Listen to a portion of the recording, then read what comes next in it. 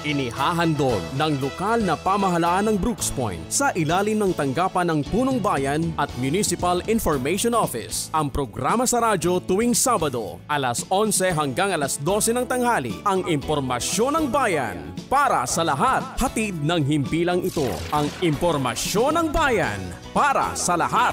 Impormasyon ng bayan para sa lahat.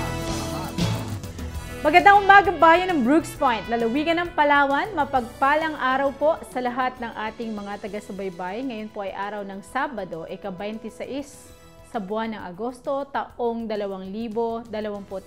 Mga kababayan, tayo po ay kasalukuyang napapanood sa Municipal Information Page. Magandang araw po sa inyo at syempre po sa bayang napapakinggan sa 104.5 Radyo natin FM, sa 89.5 Radyo Bandera Philippines.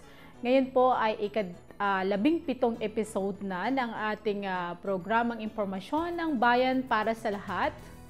At welcome po, samahan niyo po ako. Tampok po sa programa natin ang Balitang Bayan. Kaya narito na po ang ating mga tagapaghatid balita mula sa SPCA News Team.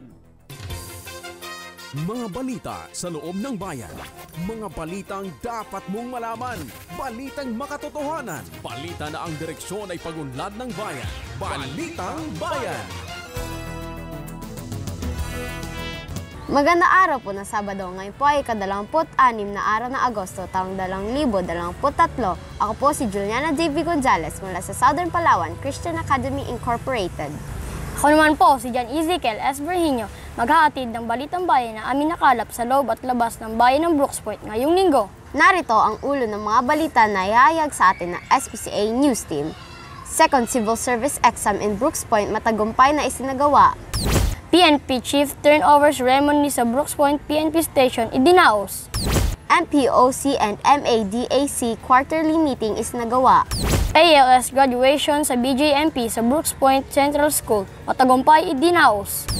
Pamahalaang lokal na pagpulong na minomonitor ang pagtaas ng presyo ng bigas sa bayan. Sangguniang Bayan update this week. Courtesy call of the News Brooks Point PNP Chief.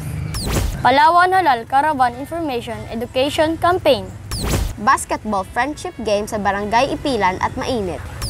Mayor Benito announces CSE to actually conduct in Brooks Point. Ordinance enacting to the Disaster Risk Reduction Management Code of Municipality of Brooks Point, aprobado na SB. Closing ceremony of Brigada Eskwela. Miss Teen Mainit 2023. Magbabalik ang Southern Palawan Christian Academy Incorporation o SPCA News Team para sa detalye ng Balitang Bayan. Mga balita sa loob ng bayan. Mga balitang dapat mong malaman. Balitang makatotohanan. Balita na ang direksyon ay pagunlad ng bayan. Balitang Bayan. At nagbabalik ang ating Balitang Bayan, manatiling nakatutok sa ating programang ito para sa detalye ng ating mga balita. Sa ating mainit na balita, Second Civil Service Exam ng Brooks Point magtagumpay na isinagawa. Narito si SPCA News Reporter AJ Gaspar para sa detalye. Balitang Bayan.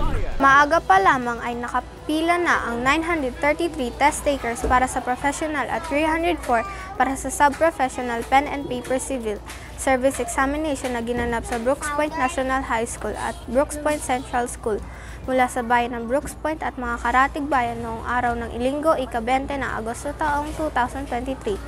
Pinangunahan na pamahalang lokal sa pamumuno ni Mayor Cesario R. Benedito, Jr. Vice Mayor Atty. Mary Jean D. Feliciano at Konseho ng Sangguniang Bayan sa inisyatibo ng Human Resources and Management Office sa pamamagitan ni HRMO Luz Tamay Galicia, katuwang Civil Service Commission, MHO at mga guro bilang proctors ang kasalukuyang pagsusulit. Lubos na natutuwa si Mayor Benedito sa muling pagsagawa ng Pen and Paper Civil Service Exam dahil malaking oportunidad at tulong ito sa mga mamamayan ng Brooks Point at panalangin ng punong bayan na marami ang nakapasa sa nasabing pagsusulit. AJ Gaspar, SPCA News Reporter, nag-uulat para sa Balitang Bayan. Maraming salamat AJ. Balitang Bayan, PNP Chief Turnover Ceremony sa Brooks Point PNP Station idinaos. Para sa detalye, narito si SPCA News Reporter Ken De La Rosa. Balitang Bayan. Matagumpay na naisagawa ang turnover ceremony sa pamamahala ng Brooks Point Municipal Police Station araw ng Biyernes, Agosto 18, 2023. Pinangunahan ang turnover ceremony ni PLTCOL DM Bantal, Deputy Provincial Director for Administration, mula sa pamumuno ni MPS OIC PMAG Rafi C. Experida para kay PSPT Sir Dyrus L. Redondo. Dinaluhan ni Municipal Mayor Cesario R. Benedito Jr., MLGO Coraline Atienza, MPOC, MADAC, ELCAC, Focal Person Cecilia Castelar, First LT Antonia G. Gonzalez, PNM, OCO, 27MC, MBLT 7 at iba pang kawani ng pamahalaang lokal. Umaasa si Mayor Benedito na makakatuwang ang PNP para sa kaayusan at katahimikan ng bayan. Ken Cyril Roy A. De La Rosa, SBCN News Reporter, nag-uulat para sa Balitang Bayan. Maraming salamat, Ken. Balitang Bayan, MPOC and MADAC quarterly meeting sinagawa para sa detalye inahatid sa atin ni SBCN News Reporter Joshua Bugay. Balitang Bayan. Pinagunahan ni Mayor Cesario R. Benedito Jr. ang pagpupulong ng Municipal Peace and Order at Municipal Anti-Drug Abuse Council at sa Brooks Point Convention Center nitong araw ng Biyernes, ika-18 Agosto 2023. Dumalo ang mga miyembro ng konseho na sina NLGO Dil Coraline C. Atienza, ENP MPDO Joey C. Piramide, SB Chair on Public Order Victoriano B. Colili, NDRRMO OIC Joey S. Heredero, MIO Designate Deborah Faith C. Malaco, MPOC Madak N. Elcap. Focal Person at Secretariat Cecilia A. Castelar, mga kinatawan ni na Municipal Budget Gemolus B. Soriano, Menro Remy L.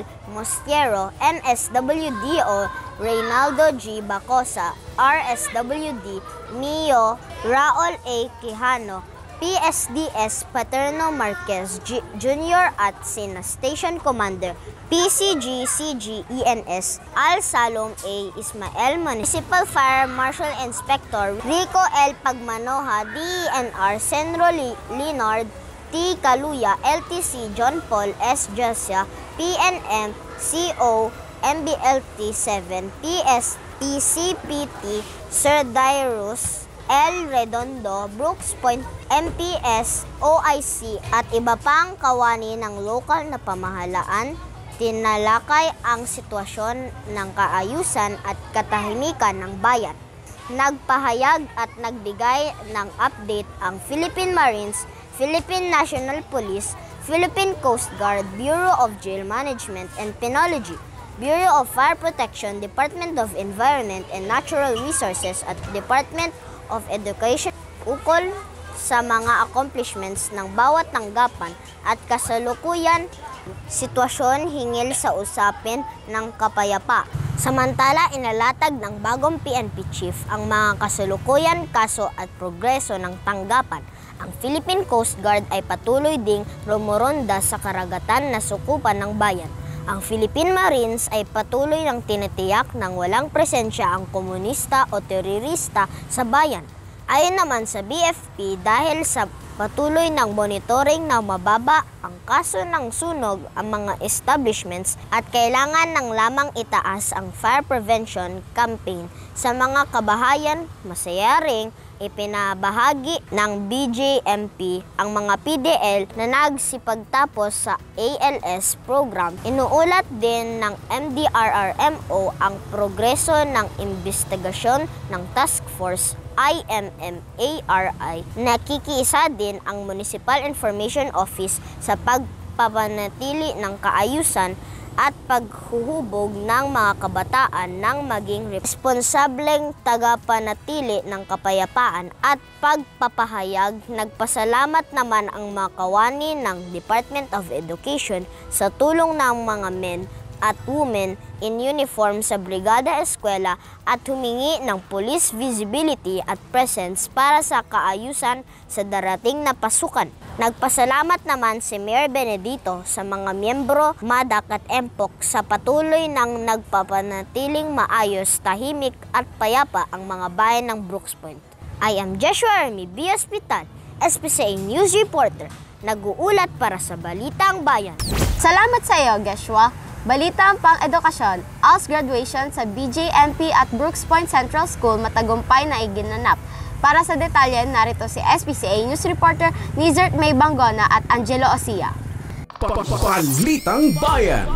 Masayang nagsipagtapos ang mga estudyante ng Alternative Learning System sa Bureau of Jail Management and Penology o BJMP sa Barangay Tubtub at mga mag-aaral ng Alternative Learning System o ALS ng Brooks Point Central School sa bayan ng Brooks Point, Palawan nitong araw ng Huwebes, Agosto 17, taong 2023. Mayroong 29 na nagsipagtapos sa elementarya at 28 naman sa junior high school. Sa kabuuan ay mayroong 57 PDLS nagsipagtapos sa programang ALS sa ilalim ng Department of Education. Samantala, sa Brooks Point Central School naman ay mayroong 61 ang bilang ng babae nakapagtapos sa antas ng junior high school at 21 namang ang lalaki.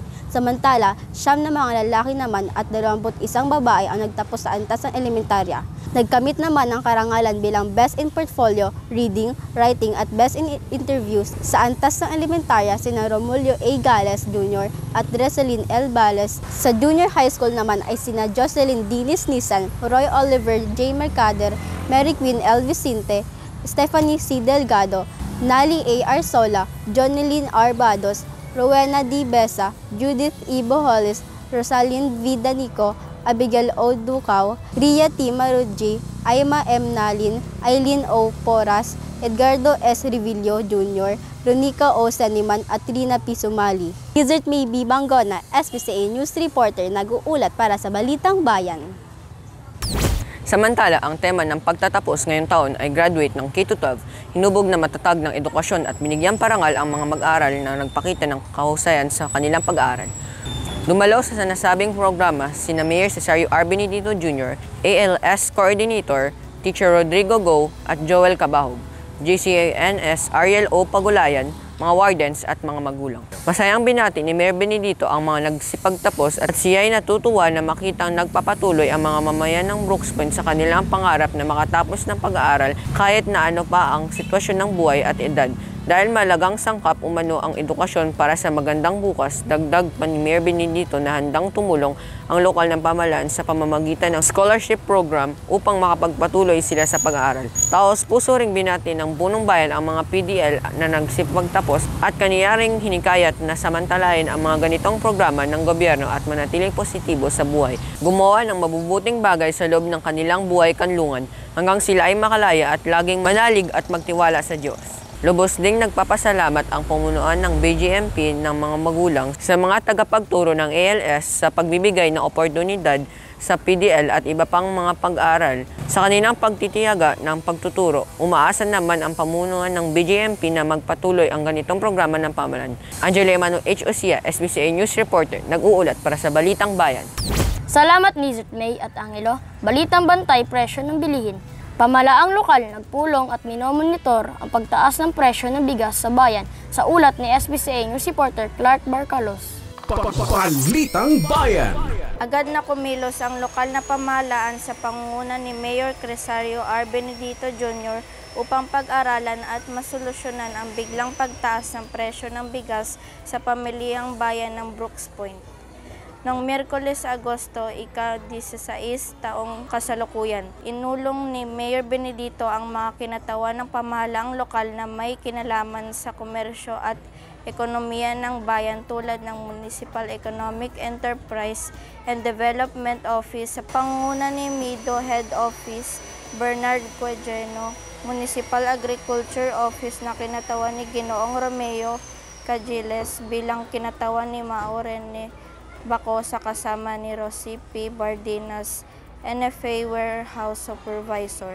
Napag-alaman sa sinagawang pagpulong na umabot na ngayon sa 135 peso kada salog o 54 na kada kilo. ang presyo ng bigas at posibleng tumaas pa kung kakaunti lamang ang maani ng mga magsasaka sa mga susunod na buwan. Ayon kay Mido, Head Officer sa SUI, Ginoong Bernard Cuadreno, umikot na sila upang alamin ang dahilan ng pagtaas ng presyo ng bigas. At ang itinurong dahilan ng mga traders ay ang kaunting supply sa merkado.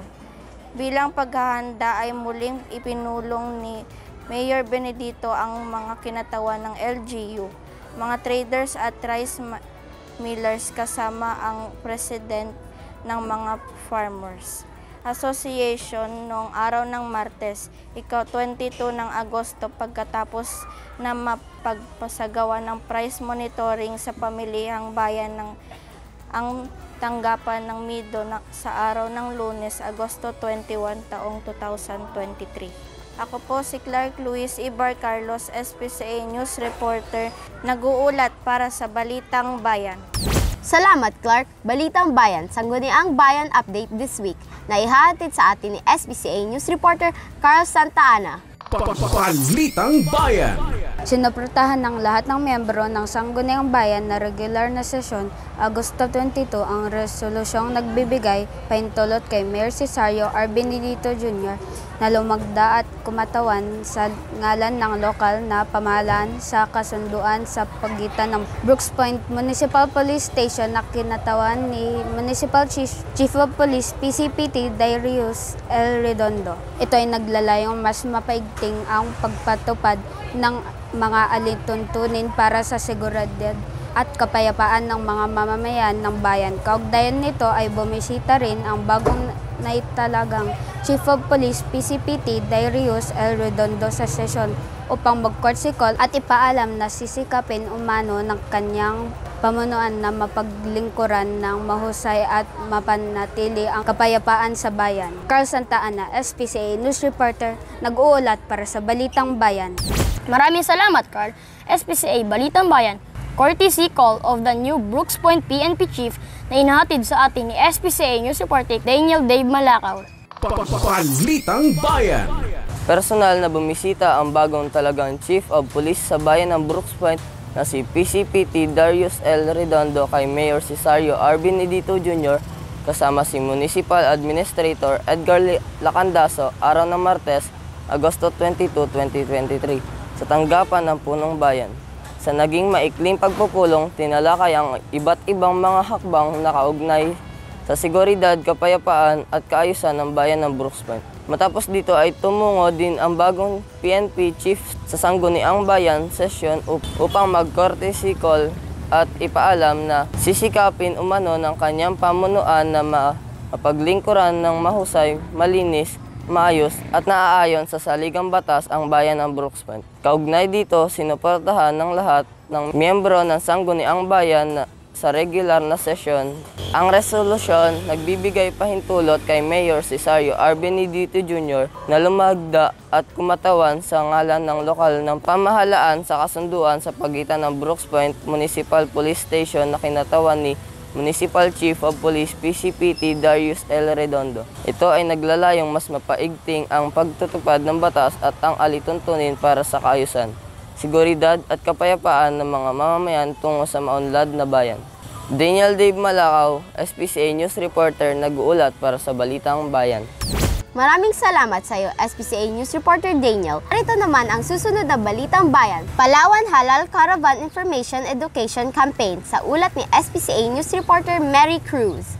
Balitang Bayan! Dumalo si Mayor Cesario R. Benedito Jr. sa Halal Caravan Information Education Campaign na isinagawa ng non-government organization o NGO Muslim Community sa Brooks Point Convention Center araw ng Miyerkules, ika-16 ng Agosto 2023. Ayon kay Mayor Benedito, nais niya umanong magkaisa ang Muslim at Kristiyano dahil iisa lamang ang dugong nananalaytay bilang Pilipino. Nakahanda rin anya ang pamahalaang lokal sa kanyang pangunguna na sumuporta sa programa ng grupo para sa kapakinabangan ng komunidad. Sa programa ay tinalakay ang overview at background setting ng Halal Caravan Information Education Campaign, Halal Awareness in Agri-Fishery Perspective, Importance of Halal in the Community based from Quran and Hadith, halal certification process at nagkaroon rin ng feedback from the audience at open forum. Naging tagapagsalita sa aktibidad sina Said Ali K. Shah, Master in Development Management and Governance Biologist, President PHDCI, Sheikh Jainal H. Sahibul, Muslim Scholar, Master in Business Management, Professor, Sheikh Muhammad Averon, PHDCI, Corporate Consultant, at Mrs. Noriam Karim, Provincial Director, NCMP Palawan. Mary Cruz, SPCA News Reporter, nag-uulat para sa Balitang Bayan. Salamat sa iyo, SPCA News Team Reporter Mary. At narito naman ang isa pang balitang pangkalakasan, basketball friendship game sa Barangay Ipilan at mainit na hihatid sa atin ni SPCA News Reporter Chloe Badenas. Balitang Bayan. Masayang nakipaglaro si Mayor Cesario R. Benedito Jr. sa basketball friendship game na ginanap sa Barangay Mainit nitong araw ng Miyerkules, ika-16 ng Agosto, taong 2023, bilang bahagi ng idinadaos na kapistahan sa barangay na suportado ng ating punong bayan, Mayor Cesario R. Benedito Jr., SB Richard Balyan, SB Nathan Sam Lacanilaw, SB Bong Ferraris, Executive Secretary Stalwart Joseph Benedito, Executive Assistant Mark Darrell Agnas, Barangay Chairperson Novelyn E. Aguilar, mga guro mula sa DepEd, mga kawani ng pamalaang lokal at ng barangay. Kaugnay nito, masaya ring nakipaglaro si Mayor Cesario R. Benedito Jr. sa basketball friendship game na ginanap sa Barangay Ipilan, Sitio Linao, nitong araw ng Lunes, ika-21 ng Agosto, taong 2023. Bilang bahagi naman sa idinadaos na Foundation Day sa sitio na suportado ng ating punong bayan, Mayor Cesario R. Benedito Jr., SB Richard Balyan, SB Bong Ferraris, Executive Assistant Mark Darrell Agnas, Barangay Chairperson Kapitan Melchor Inog at iba pang mga kawani ng pamalaang lokal at ng barangay. Masayang binati ni Mayor Benedito ang mga residente ng Sitio Linao, Barangay Ipilan sa kanilang founding anniversary at nagpasalamat din siya sa mainit na pagtanggap nila at hinikayat din ni Mayor Benedito na magtulungan at magkaisa ang bawat mamamayan tungo sa maunlad at masayang barangay. Lubos namang pinasalamatan ng mga taga-Barangay Mainit ang ating pamamalaang lokal sa buong pusong suporta nito para sa pagdiriwang ng kapistahan ng barangay dahil naging masaya at masigla ang paglalaro ng koponan ni na Mayor June Benedito at Kapitan Novelyn Aguilar. Layunin ng friendship game na mas lalo pang mapagtibay ang samahan at relasyon ng mga residente ng barangay at maipakita ang sportsmanship ng bawat isa. Pagdating sa laro, kasabay ang paghersisyo para sa palusog at napangangatawan. Tunay nga ang pagkakaisa ay tungo sa masaya at maunlad na bayan. Keith Chloe Badenas, SPCA News Reporter, nag-uulat para sa Balitang Bayan. At sa ating Balitang Bayan, Mayor Benedito announces CSE to annually conduct in Brooks Point. Ihahatid sa atin ni SPCA News Reporter Duan Galope para sa mga detalye. Balitang Bayan. Kinilala ni Mayor Cesario R. Benedito Jr. ang tanggapan ng Human Resource Management sa pangunguna ni HRMO Luz T. Galicia, mga guro, Civil Service Commission at iba pang mga kawanian pamahalaan lokal sa kanilang serbisyo noong linggo na sinagawang Civil Service Examination sa Brooks Point Central School at Brooks Point National High School sa LGU flag ceremony noong araw ng Martes, ika-22 ng Agosto 2023. Kasabay nito ipinaghatid na isasagawa na taon-taon ang nasabing Civil Service Examination sa ating bayan sa tulong ng Civil Service Commission at pagsuporta ng Sangguniang Bayan sa pangunguna ni Vice Mayor Attorney Mary Jane D. Feliciano. Ayon kay Mayor Benedito, oportunidad ito sa mga residente ng Brooks Point at malaking umano ang tulong nito sa mga mamamayan na maging handa sa paglilingkod sa pamahalaan. Duan Galope, SPCA News Reporter, nag-uulat para sa Balitang Bayan. Salamat sa iyo, Duan. Balitang Bayan, Ordinance enacting to the Disaster Risk Education Management Code of the Municipal of Brooks Point, aprobado ng SB Para sa detalye, narito si SBCA News reporter John Muhahid. Balitang Bayan.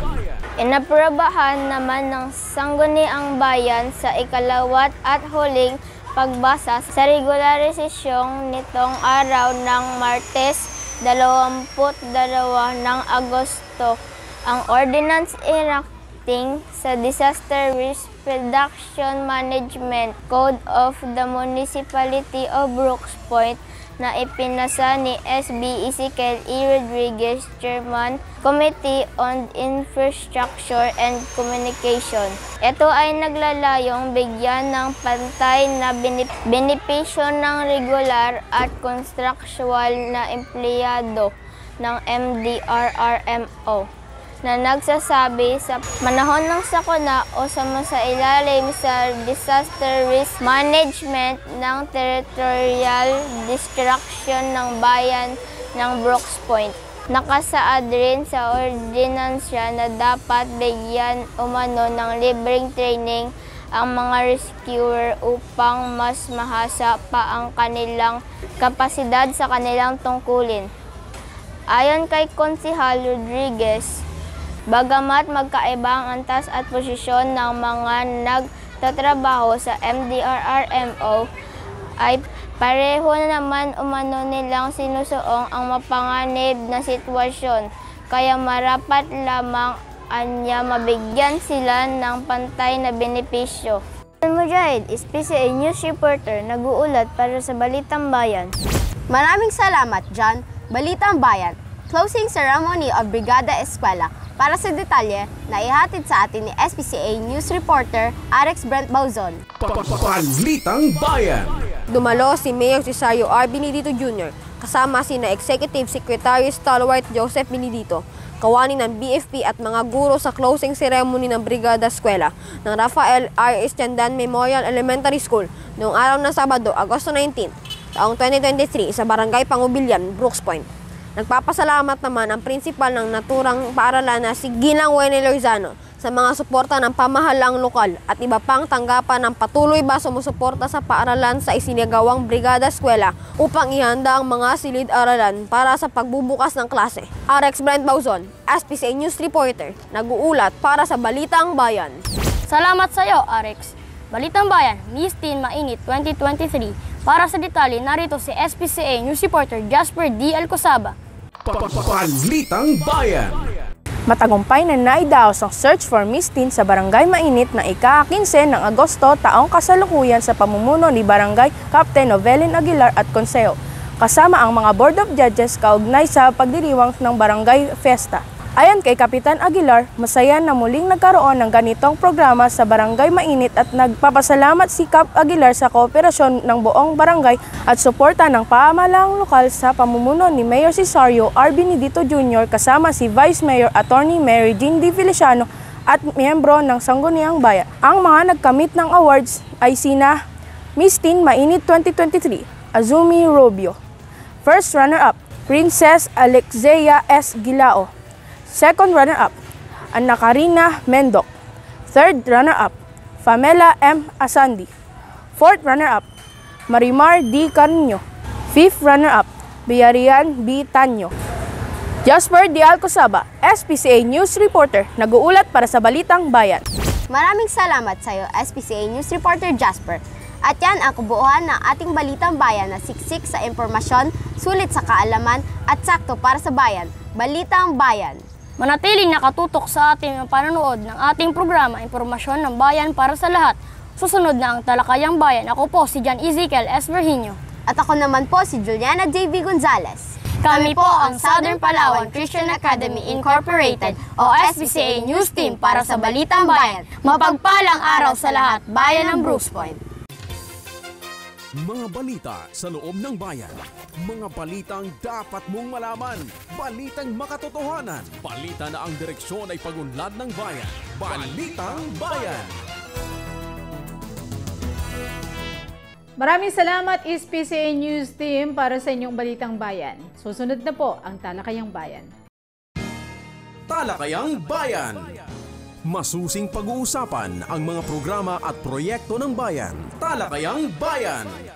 Ilalahad ang mga plano at direktiba ng pamahalaan. Pag-aaralan ang bawat anggulo ng sitwasyon. Lilinawin ang bawat issue. Magbibigay ng matalino at makabuluhang talakayan. Talakayang Bayan! Welcome po sa ating Talakayang Bayan segment, mga minamahal naming tagapanood sa Municipal Information Page at syempre po sa ating mga tagapakinig sa 104.5 Radyo natin FM at ito rin ay sabay na papakinggan sa 89.5 Radyo Bandera Philippines. Mga kababayan, ngayon po ay napakaswerte po natin dahil sa ating programa ay makakapanayan po natin ang isa sa talagang masasabi kong wow sa paglilingkod, sa mala artista ang ang kagandahan. Opo, totoo yan marami nagsasabi dahil kung batang version po ay si Kim Chu. Yan. Saan ba si Di naman? Talagang kitang-kita naman po natin. And syempre, ang ating municipal local government operation officer at si DILG Coraline Atienza. Ma'am, magandang umaga po. Ayan, welcome po sa ating programa. Yes, magandang umaga, Miss Allen. Medyo nawindang ako sa iyong mga pinagsasabi dyan, pero okay lang, i-carry natin yan. Yes, opo. Mga kababayan, usapang DILG po tayo. Siyempre, excited na po tayo na makapanayam ang version ni Kim Chu. Ang ating DILG dito sa bayan ng Brooks Point. Gusto nating malaman, DILG, ma'am, ano po ang mandato ng DILG para po sa mamamayan, particular na po sa bayan ng Brooks Point? Okay. Ang DILG po ay itinataguyod ang kapayapaan at kaayusan para masigurado na ligtas ang publiko at palakasin ang kakayahan ng mga local government units na upang epektibong maibigay ang mga pangunahing serbisyo na kinakailangang matanggap po ng ating mga mamamayan. Ayan, maraming salamat, ma'am. Nako, sa mga kababayan pala natin, especially po sa mga tumatakbo ngayon, para sa eleksyon na barangay and SK election.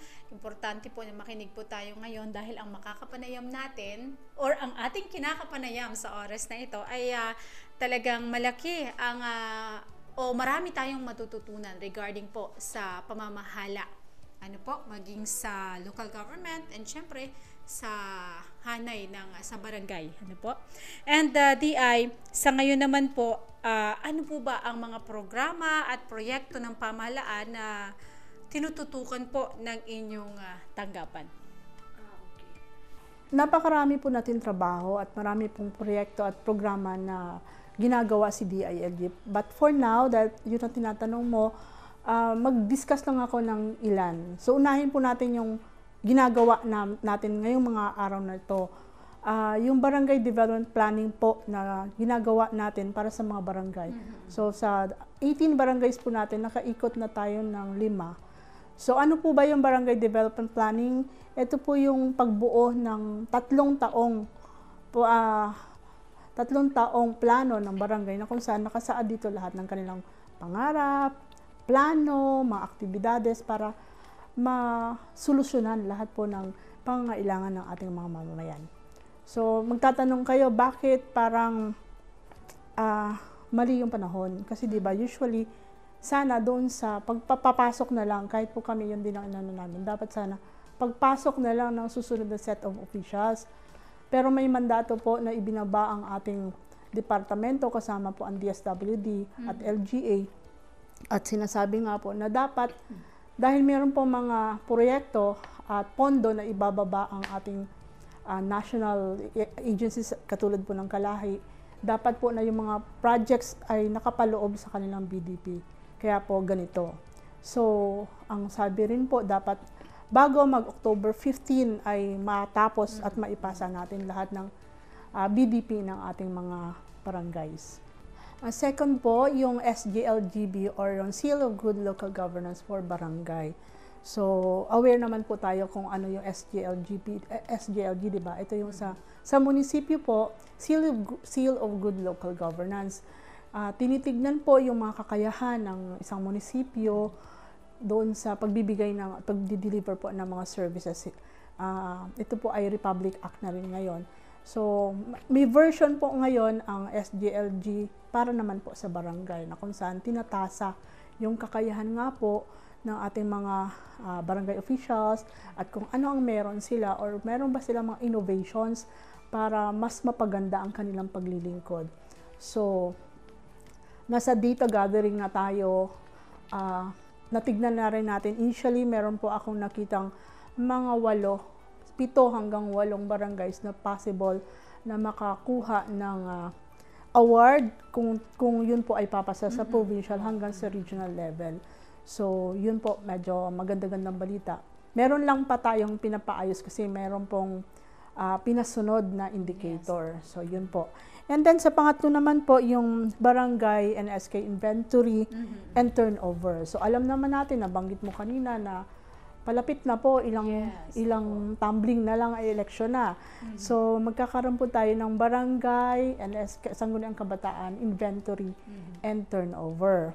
So, naibigay na rin natin at na-orient na po natin ang ating mga barangay and SK officials kung paano natin gagawin yon at pinapakreate sila ng barangay inventory team and then yung Sangguniang Kabataan inventory team at tayo naman po sa munisipyo ay mag-create din ng municipal, municipal assessment and turnover team na kung saan po tayo yung mag-a-assess. Kasi ang ating pong chairman dito ay walang iba kundi si accountant. So, asahan po ninyo na pagkatapos po ng BDP, ang susunod na ikot naman namin ay ito nga pong turnover. So, ang sinasabi po kasi, siyempre, after po ng election, alam naman na rin natin kung sino yung mga nanalo. So, doon po isasalin at ililipat po ng mga incumbent barangay officials kung ano yung meron sila. Yan man po ay mga sirang kasangkapan, o yung nagagamit pa, money accountabilities, yung kung yan po ay mga titulo ng lupa, lahat po yan ay dapat na ma-inventory natin at maisalin nga po natin sa mga bagong uupong mga opisyales. And then, meron din po kaming, yun pong tinatawag nating BIDA. At ito naman po ay, ito yung buhay ay ingatan, droga'y ayawan. So, kung aware ka, Miss Allen, last time, di ba, dyan tayo sa taas ng lunch noon. So, yun po ay patuloy na ginagawa ng DILG. Ito po yung atin pong paraan para po maturuan o ma-encourage natin yung mga tao na tumutok po sa mas healthy pamumuhay, iwasan ng droga. Alam naman natin kung ano pong masamang epekto sa atin ng bawal na gamot. So, ito po ay inisyatibo ng DILG, patuloy po namin itong ginagawa. Meron po kami may mga Zoom meetings, may mga fora, may mga pa-Zumba, lahat po, may mga tawag dito, mga pa-drawing contest para po ma-divert yung attention ng ating mga kabataan at ng mga kabarangay natin na nalululong sa droga. At yun nga po, ma-encourage natin sila na magbagong buhay. Yun po. At yung panghuli po, yung hapag. Ito naman po yung sinasabing halina't magtanim ng prutas at gulay sa barangay. So, ito po ay sa pamamagitan ng DILG-MC 2023-001 na kung saan inilabas po ito noong January. So, alam po natin na ang ating Secretary sa Agriculture ay ating mahal na Pangulong Bongbong Marcos. So, ito po yung una niyang inilabas. Nakita po kasi nila na mahirap or medyo ano po tayo sa mga susustansyang pagkain.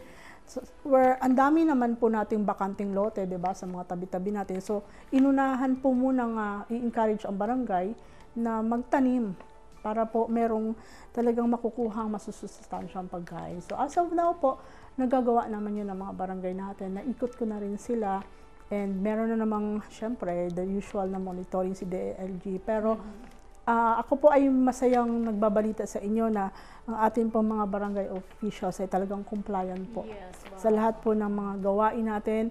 na pinatutupad sa DILG, lagi naman pong hindi lang po ang barangay kundi pati ang munisipyo ay talaga namang sumusunod sa lahat po. So yun po yung ilan sa mga ngayon ay ginagawa natin sa ating munisipyo, sa ating opisina. Ako mga kababayan, yan po ay ilan lang. Talagang actually itong programa natin ay laking pasasalamat natin dahil nabigyan ng pagkakataon ng ating DILG, ng ating MLGOO, Ma'am Corlyn Atienza, dahil napaka-busy niya po, sobrang busy.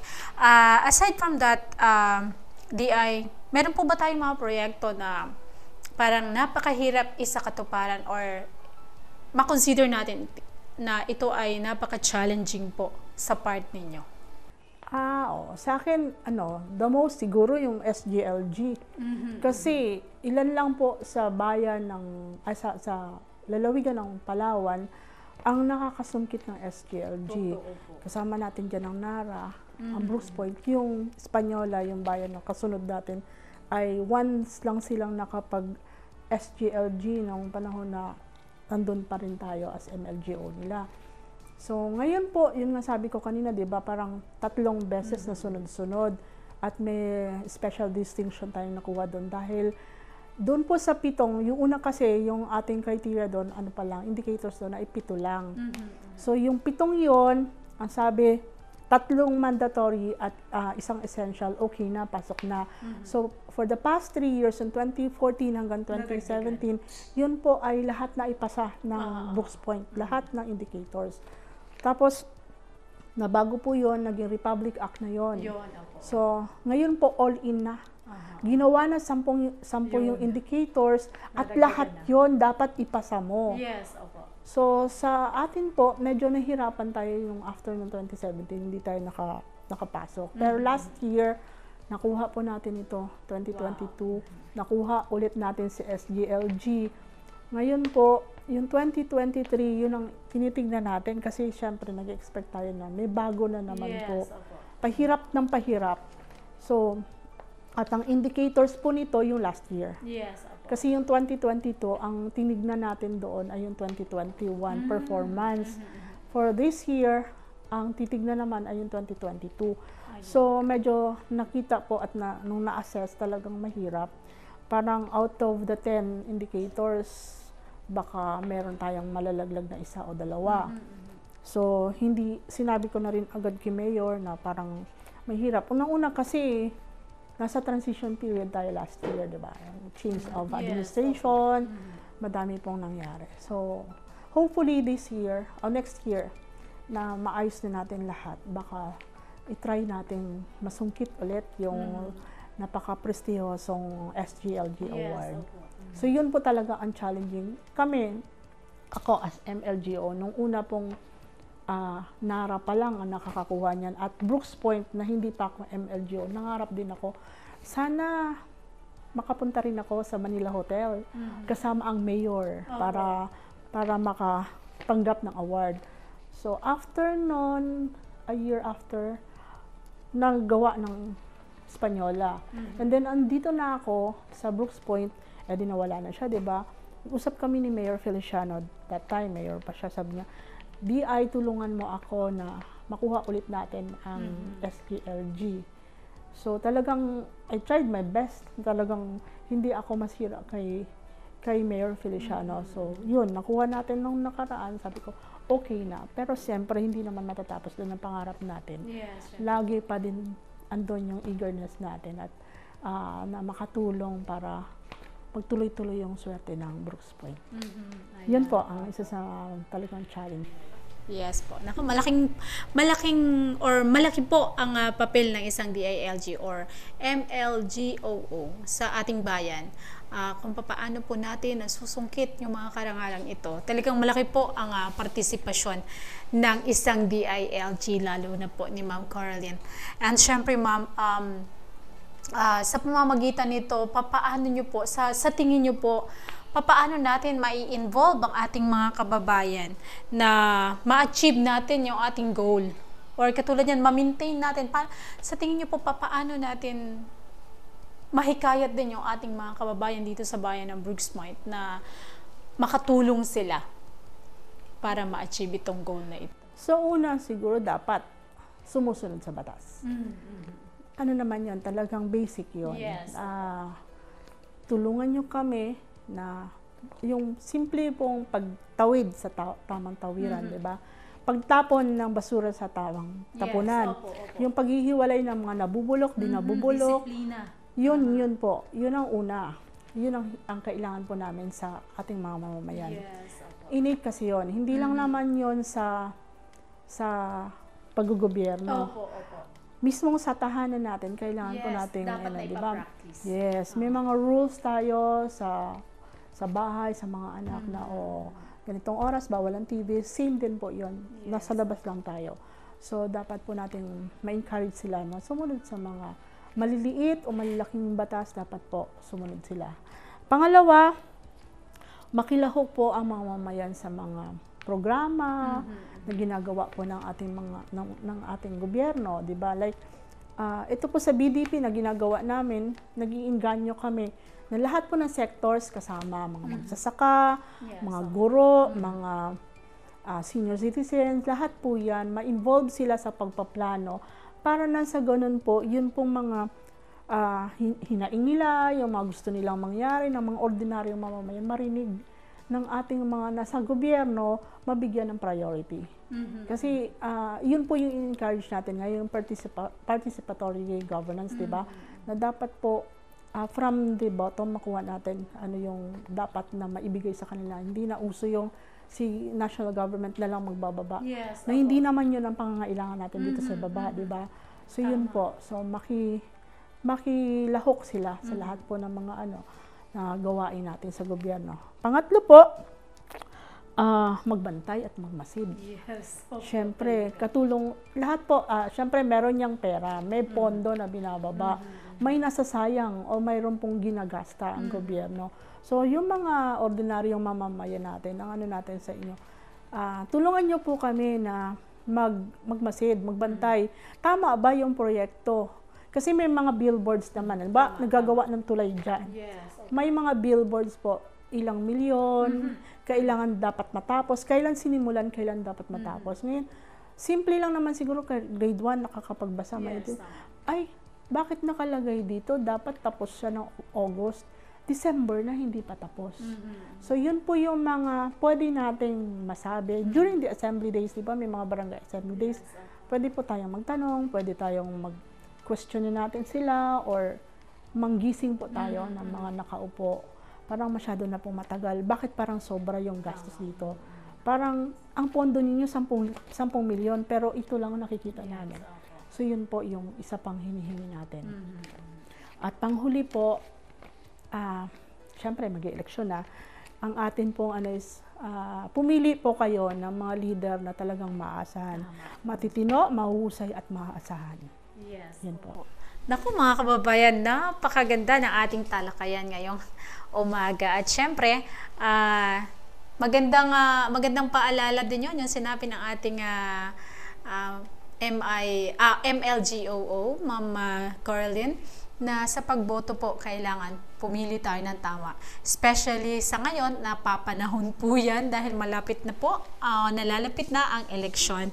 And TI, bago po tayo magtapos, baka po may mga nais kayong ibigay na mensahe sa ating mga tagapakinig, sa ating mga tagapanood. Nasa inyo po yung pagkakataon. Sa trabaho natin, hindi laging masipag tayo. Hindi laging nasa mood tayo. May mga panahon din na parang napapagod din tayo. Pero sa mga ganong panahon, lagi ko lang iniisip or pag naalala ko yung creed namin sa LGO, as LGOO po.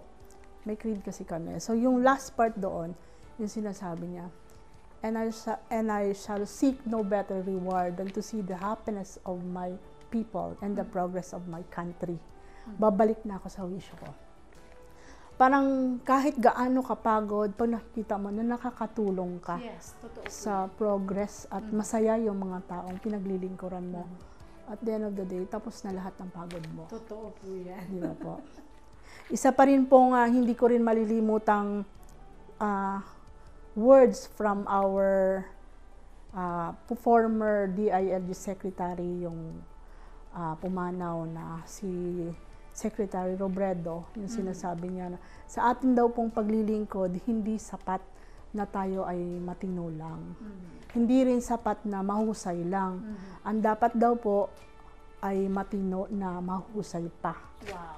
So kaya yun din po yung ang amin pong ngayon sa DILG na sinasabi namin matino, mahusay, maaasahan. Dagdagan pa po natin yan ng may malasakit.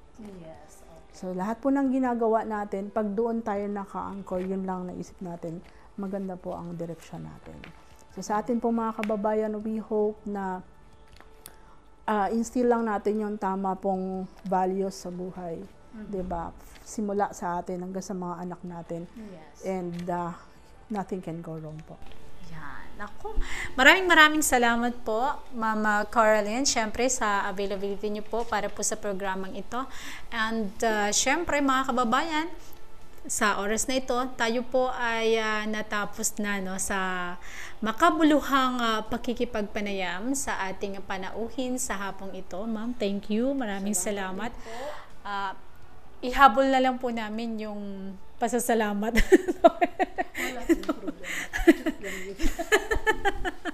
Ayan, and syempre tunay nga po na talagang napakahalaga na talakayin po natin ang mga prioridad at syempre po ang mga programa ng iba't ibang ahensya ng pamahalaan, syempre especially po dito sa ating pamahalaang lokal sa pamumuno po ng ating Mayor Cesar Benedito Jr. na talagang ang kanyang programa, ang kanyang pamumuno ay talagang sinisikap niya na walang maiwan, katulad po, nare-reflect ko doon sa mga sinasabi ng ating bisita ngayong umaga na talagang yung paghubog sa isang tao bilang isang mabuting mamamayan, hindi lang kung saan ka nakatalaga, saan ka namumuno, kundi mismo doon sa sarili nating tahanan. Kumbaga, yung discipline within our heart sa ating pagkatao para mas maging mapayapa, mas maging maunlad, maunlad ang ating pamumuhay sa ating pamilya, sa ating tahanan mismo nagmumula. At syempre po mga kababayan, napakahalaga na malaman natin ito, matalakay natin ang mga prioridad ng ating lokal na pamahalaan, syempre gayon din sa side ng ating DILG, para malaman po natin kung paano tayo makiisa. Paano tayo makiisa, paano tayo makatutulong sa pag-unlad po ng ating bayan bilang isang mamamayan. Talakayang Bayan. Masusing pag-uusapan ang mga programa at proyekto ng bayan. Talakayang Bayan. Ilalahad ang mga plano at direktiba ng pamahalaan. Pag-aaralan ang bawat anggulo ng sitwasyon. Lilinawin ang bawat issue. Magbibigay ng matalino at makabuluhang talakayan. Talakayang Bayan. Serbisyong Bayan. Mga serbisyo, programa at proyektong bayan na dapat mong malaman at mapakinabangan. Serbisyong Bayan. Mga tulong ng pamahalaan, diretso sa mga mamamayan. Hatid ng pamahalaang lokal ng Brooks Point. Serbisyong Bayan. Malinis, mabilis at makadiyos na paglilingkod. Serbisyong Bayan. At para naman sa Serbisyong Bayan, pabatid po sa lahat ng ating mga kababayan, ang oxygen plant ng Southern Palawan Provincial Hospital ay pansamantalang hindi gumagana sa kasalukuyan sa kadahilanan po na pumutok ang naturang oxygen plant at sa ngayon po ang mga pasyente na mangangailangan ng tulong sa paghinga ay inaabisuhan na maaari po lamang na maghanap ng ibang alternatibong mapagkukunan ng oxygen. Serbisyong Bayan. Pabatid din po sa lahat ng naaabot ng ating programa na ang programa para po sa edukasyon ng lokal na pamahalaan ng bayan ng Brooks Point ay patuloy po at sa karagdagang kaalaman ay makipag-ugnayan lamang sa tanggapan ng Municipal Public Affairs At gayon din po sa mga nagnanais pong maka-avail ng libreng pagpapakasal, ang lokal na pamahalaan ng bayan ng Brooks Point sa pamumuno ng ating Mayor Cesar Benedito Jr.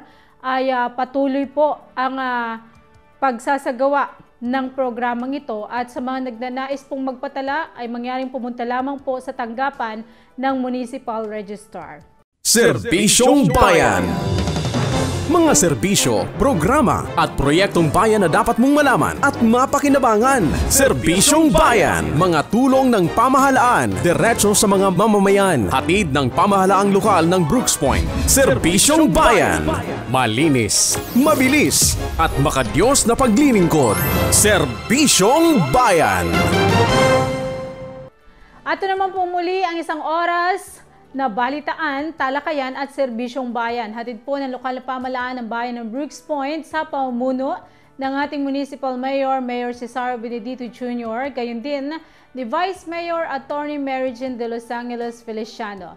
Sa ngalan ng Municipal Information Office, sa aming External Affairs Officer and Municipal Information Designate, Deborah Faith C. Malacao, at ng buong puwersa ng Municipal Information Office, sa ngalan ng original host ng programang ito, Ms. Jing Huanya. Ako po, Maria Lynn Galicia Archie, naghahatid ng Balitang Bayan, Talakayang Bayan, Serbisyong Bayan, dahil ang impormasyon ng bayan ay para sa lahat. Magandang tanghali po. Inihahandog ng lokal na pamahalaan ng Brooks Point sa ilalim ng tanggapan ng Punong Bayan at Municipal Information Office. Ang programa sa radyo tuwing Sabado, alas 11 hanggang alas 12 ng tanghali. Ang impormasyon ng bayan para sa lahat. Hatid ng himpilang ito. Ang impormasyon ng bayan para sa lahat. Impormasyon ng bayan para sa lahat.